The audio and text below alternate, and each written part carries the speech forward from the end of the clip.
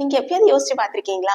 நான் உண்மையாவே லேசி தானா? இல்ல நானே அப்படி என்ன சொல்லிக்கிட்டே ஏமாத்தின்னு இருக்கேனா? அப்படின்னு சொல்லிட்டு. அது என்னன்னு சொல்லிட்டு நான் இப்ப சொல்றேன். நம்ம சின்ன வயசா இருக்கும்போதே நம்மளுடைய சென்ஸ் ஆஃப் செல்ஃப் அப்படின்ற ஒரு விஷயம் உருவாகிடும். அது எப்படி உருவாகுதுன்னா, நம்ம பேரண்ட்ஸ் மூலியமாவோ, இல்ல நம்மளுடைய க்ளோஸ்ட் பீப்பிள் மூலியமாவோ அது உருவாகுறதுக்கு வாய்ப்பு இருக்கு.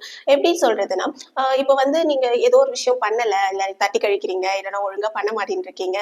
உங்கள டிசிப்ளினா கொண்டு வரணும், உங்கள ஒபீடியன்ட்டா வைக்கணும் அப்படின்னு சொல்லிட்டு உங்க பேரண்ட் வந்து நெகட்டிவான வேர்ட்ஸ் வந்து யூஸ் பண்ணுவாங்க. அங்க லேபலைஸ் பண்ணுவாங்க. சரியான நீ லேசி, இல்ல நான் வந்து சோம்பேறி, இந்த விஷயம் கூட செய்ய மாட்டேன்னு இருக்கேன் அப்படின்னு சொல்லிட்டு நிறைய வார்த்தைகள் சொல்லுவாங்க. அது என்னவாகும், நாளடைவில் அவங்க அதிகமா அந்த வார்த்தைகள் யூஸ் பண்ணும்போது என்னவாகும், நம்ம ஓ இதுதான் நானும் போல இருக்கு அப்படின்னு சொல்லிட்டு அந்த செல்ஃப் பர்செப்ஷன் அப்படின்ற ஒரு விஷயம் வந்து உருவாகும்.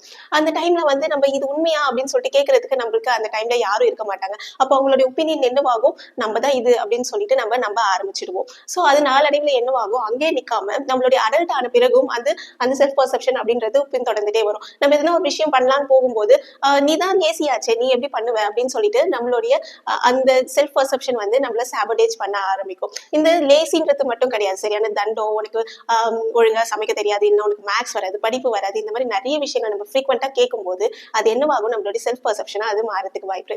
அந்த மாதிரி உங்களுக்கு எதுனா நடந்திருக்குன்னா, இல்ல இந்த மாதிரி நெகட்டிவான வேர்ட் தான் யூஸ் பண்ணிருக்காங்கன்னா அதை கமெண்ட் பண்ணுங்க. தேங்க்யூ. Bye by.